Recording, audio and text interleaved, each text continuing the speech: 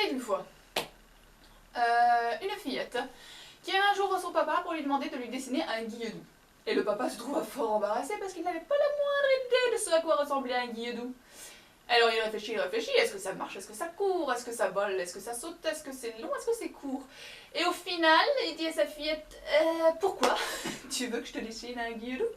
Et la fillette dit, bah c'est à cause de madame la voisine, parce qu'elle arrête pas de se dire que son fils arrête pas de courir le guilledou. Et le papa il réfléchit, il fait mais son fils, tu parles du petit Jean qui ne va jamais à l'école? Et elle fait bah oui justement il va jamais à l'école parce qu'il arrête pas de courir le guilledou. Alors le papa fait bon bah écoute, je te fais une locomotive pour le moment, je vais enquêter sur le guilledou. Et il s'en va donc chercher l'histoire du guilledou. Et voici l'histoire. Le guilledou est en fait un moineau. Un moineau ridicule qui... non ouais, un moineau classique quoi, sans rien de particulier. Excepté qu'un jour, alors que la France et l'Angleterre se faisaient la guerre, il était tranquillement sur son chêne. Lorsque des Anglais vinrent squatter le village juste à côté. Le chêne étant très grand, très fort, très haut, le capitaine dit à un de ses hommes, va monter là-haut, fais-nous la sentinelle, tu verras super loin. Le soldat, pas de problème, il grimpe à l'arbre et tout ça, et voilà petit pas qu'il s'assit sur le nid du guilledou. Alors le moineau est fort furieux, et il a beau essayer une attaque frontale en lui essayant de lui picorer la tête, mais avec son casque ça sert pas à grand chose, il piaille dans les oreilles mais l'autre s'en fout. Bref, ça sert à rien. Et au bout de quelques heures, le soldat redescend, et le guilledou, hop, fait son nid. Seulement voilà, une autre sentinelle monte, pour remplacer l'autre, et écrase à nouveau les lits. Alors le guilledou comprend bien que cette journée est franchement pourrie, et qu'il va falloir penser à agir autrement.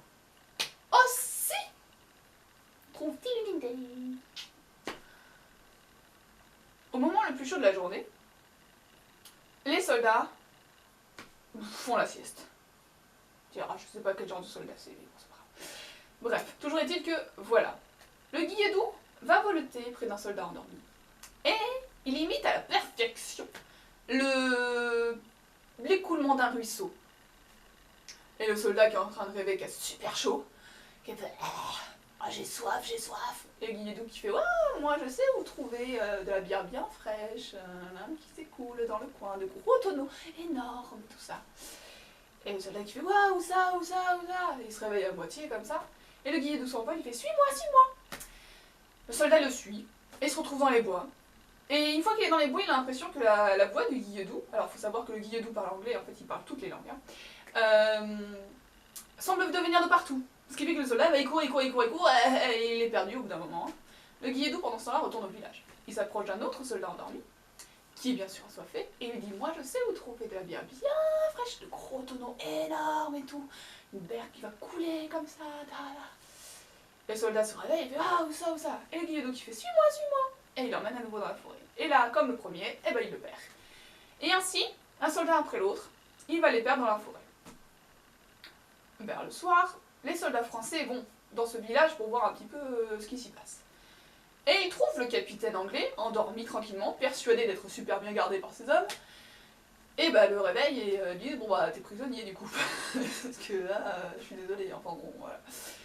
Et le capitaine anglais il est fort surpris, il fait mais c'est pas normal, parce que mes soldats c'est pas non plus, voilà, d'habitude ils sont là et tout ça. Il fait mais ils sont où mes soldats? Et les villageois qui ont suivi toute l'histoire de loin, il fallait pas intervenir, éclatent de rire, et ils disent tes soldats, ils sont allés courir le guilledou. Et voilà c'est tout. Je me demande s'il y a vraiment un moineau qui s'appelle Guilledou. C'est Kylian avec